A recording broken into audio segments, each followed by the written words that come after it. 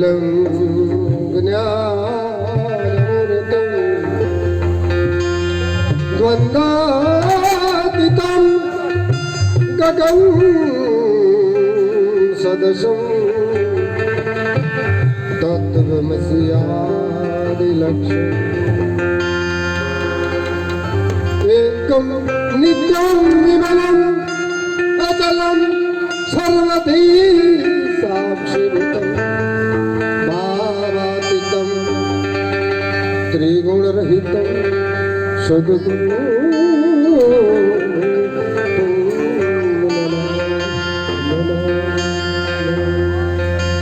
जो हमारे जगदीश भगवान ने बात थयेली बाबू पधार्या છે સંતવાણી પણ પરમાત્માનું ભજન જ છે પણ છતાંય બાપુ એટલી દૂરથી પધાર્યા છે એટલે આપણે એમનો સત્સંગનો ખાસ લાભ લઈએ કોઈ નહીં બહુ મહત્વની વસ્તુ છે એક તો કલાકાર મિત્રોનો આભાર માનીએ અમે બાપુને ખાસ ખબર હોય બાપુ તમને ખબર હોય આ કલાકારને એક એકને ભેગા કરવા આપણા પૈસે જલ્દી ના આવે છતાં પણ અમારા પ્રત્યેનો ભાવ અમારો બાપુ પ્રત્યેનો જગદીશ ભગવાનના પ્રત્યેના ભાવના કારણે કલાકાર મિત્રોએ વધાર્યા એ બદલ કલાકાર મિત્રોનો ધન્યવાદ તાળીથી બધા ભાઈ કલાકાર મિત્રોને બીજું હું કાંઈ સત્સંગની ખાલી 2-3 વાત કરીને બાપુને રજૂ કરવા માટે અમુક વાત કહેવી જરૂરી હોય છે જગદીશ ભગવાનને અમારા કદાચ મુલાકાત 15 દિવસ થયા ને જગદીશભાઈ ખરેખર મારા બીજા પટેલ મિત્રો ઘણા છે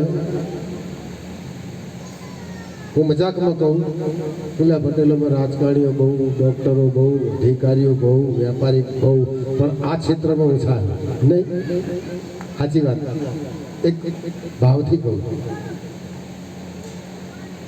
8-10 વર્ષ પહેલાં અમરાઈવાળી કોન્ટ્રાક્ટર હતા એ પણ કોન્ટ્રાક્ટર જ હતા મને મળ્યા બહુ અદ્ભુત ભાવ 25-30 વર્ષ કદાચ આમાં વર્ષની ગણતરી ક્યારેય પરમાત્માના ગોવિંદભાઈ અધ્યાત્મના અંદર સમયનું વ્યવધાન લાગુ પડે નહીં કોઈને એક ક્ષણના અંદર પણ પરમાત્મા મળી જાય અને કોઈને 10 જન્મે હોતો ના જડે સિદ્ધાંતથી બોલીએ છીએ 10 જન્મ થાય ને તો હોતો ના જડે અને કદાચ ભાવ ઉત્તમ હોય તો જેસર જેવો પળમય પીર થઈ જાય એટલે સમયનું વ્યવધાન લાગુ પડતું નથી પણ સામાન્ય રીતે કહેવાય કે ખરેખર જગદીશભાઈનો બહુ અદ્ભુત ભાવ કહેવાય ગોવિંદભાઈ નહીં 2-4 જગ્યાએ મેં સત્સંગમાં પણ વાત કરી બહુ આ વાત ભાવની ગોવિંદભાઈ દુર્લભતા બીજું કાંઈ આમાં છે નહીં ખરેખર પણ આપણે પાછી બુદ્ધિ ને તર્ક બધા હોતા આડાવાળા કરી એટલે 12 મહિનાના અંદર આવો ભાવ જાગો તમારો મેં કીધું ને હું મારી વાત એટલા માટે કરું બીજા લોકોને કોઈક વાત આમ ગળે ઉતરે એટલે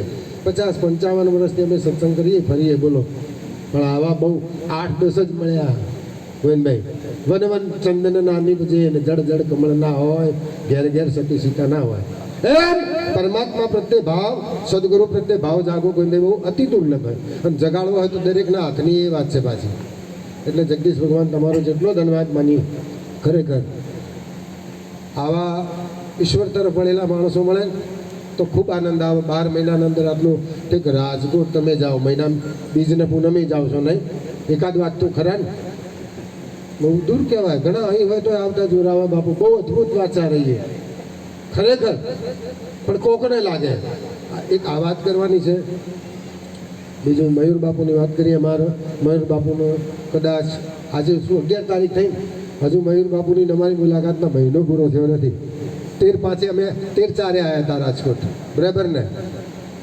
એટલે કોઈના વખાણનો અમારો વિષય નથી કોઈની નિંદાનો અમારો વિષય નથી પણ જેમ હોય એમ થોડું તો કહી શકાય બાપુનો સ્વભાવ હાવ સરળ બાપુ તમારું અમે સત્સંગમાં પેલું કાળુવાળી વાત સાંભળી હતી તમારી આ કોઈને કશી વાતની ના કહેતા જ નહીં કોઈ વાત નહીં ને બાળક બપોરે તમારો બાપુ મને વિચાર આવ્યો ખરેખર બાળક જેવો સ્વભાવ નહીં જે અનુભવવાળા તમે રાજકોટવાળા સાચી વાત નહીં બરોબર જ કહું છું ને કોઈ હા બિલકુલ અમારે તો 28 અમારી મુલાકાતમાં 28 દિવસ થયા પણ હકીકતમાં બાળક જેવો સ્વભાવ નહીં એટલે જ્ઞાનના પોટલાવાળા એ કંઈ ખોટા નથી, ખૂબ મળવાના, પણ પ્રેમી મળવા દુર્લભ છે એમ, અતિ અતિ અતિ અતિ અતિ અતિ દુર્લભ છે, બરાબર. એટલે આવા મહાપુરુષ વધારે આવે. અમે પણ ખાલી જગદીશ ભગવાનની થોડી વાત કરવાની હતી, કલાકારોનો આભાર માનવાનો, બાપુના પરિચયની વાત કરવાની હતી. ફરી કહી દઉં, 50થી વધારે વર્ષથી અમે બચપનથી ભજન સત્સંગનો વિષય જ છે, સદગુરુ પરમાત્માની કૃપા છે. પણ આવા 3 થી 4 જ જોયા છે, સમજી જજો.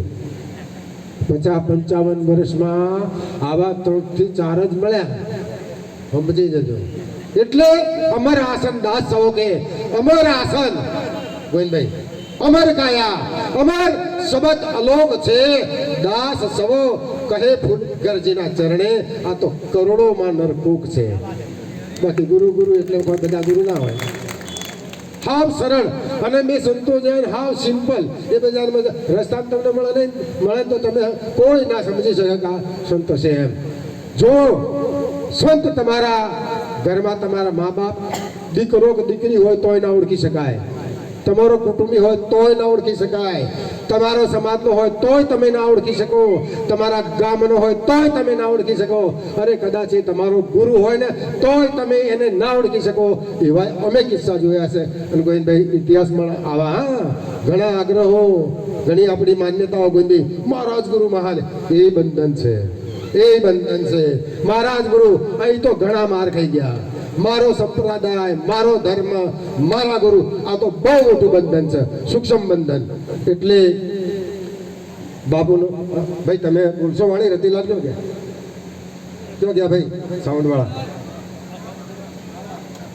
આ જલ્દી આવો એટલે પછી શું છે.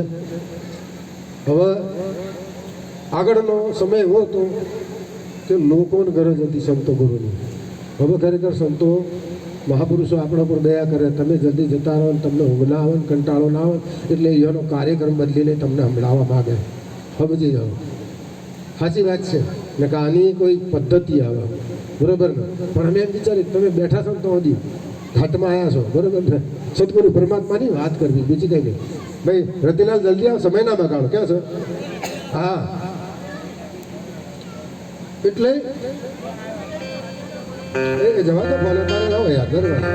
એટલે જુઓ, તમારા જગદીશભાઈના આજુબાજુ મિત્રો તમે બધા ઓળખતા હશો, પાડોશી. પણ આવો ભાવ ગોવિંદભાઈ બહુ બહુ અમે તો ખૂબ રાજી થઈ ગયા, ખૂબ રાજી થઈ ગયા. શ્રીમદ પેલા આવે ત્યાં સુધી બે વાત કરીએ, એક જ મિનિટ. શ્રીમદ ભાગવત મહાપુરાણમાં કીધું છે ભગવાન કેવું, એક જ લીટી એક જ શબ્દની આપણે જરૂર હોય છે, ભાવગ્રાહી જનાર્દન. બસ ખાલી ભાવ, ગુરુ સંત પરમાત્માને, બીજું કોઈ ડખો બુદ્ધિ કરે. ચલો ભાઈ, એ એક વાણી સરસ, જલ્દી જલ્દી આવો બાપુ. હા હા, તો એમ કરો. તો હવે આપણે મયુર બાપુને વિનંતી કરીએ કે આપણને સત્સંગ સંભળાવે. બરાબર.